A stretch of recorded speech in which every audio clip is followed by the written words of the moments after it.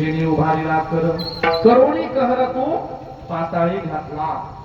सगळ्या संतांनी बळीराजाची बाजू घेतली आहे. एकाही संतांनी वामनाची बाजू घेतल्याचं माझ्या वाचण्यात एकही अभंग नाही. सगळे संत नामदेव महाराज सरळ म्हणतात अपराधाविन बळी घातला पाताळी. अपराध नसताना बळीराजा पाताळात घातला. आणि म्हणून फुले म्हणाले आम्हाला बळीराजाचं बळीस्थान पाहिजे.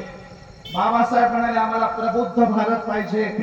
नामदेव महाराज म्हणाले आम्हाला समतेचं पंढरपूर पाहिजे. समतेचं पंढरपूर म्हणजे प्रत्येक गावात जातीभेद नसेल, सगळे समान असतील, सगळे फुगड्या खेळतील, आनंद उत्सव साजरा करतील, गोपाळकाला करतील. नामदेवांचे समतेच्या पंढरपुराचं स्वप्न आहे.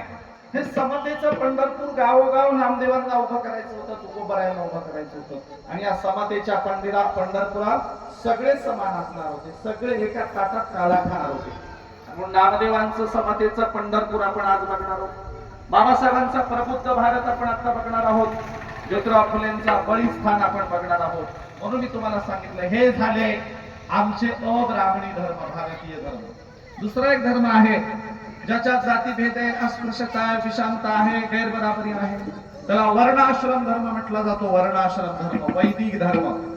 अशा वैदिक सनातनी कर्मकांडी वर्णाश्रम धर्माच्या विरोधात भारतात पहिला जो बंड झालं ते बंड केलं वर्धमान महावीर यांनी जैन धर्म काढून.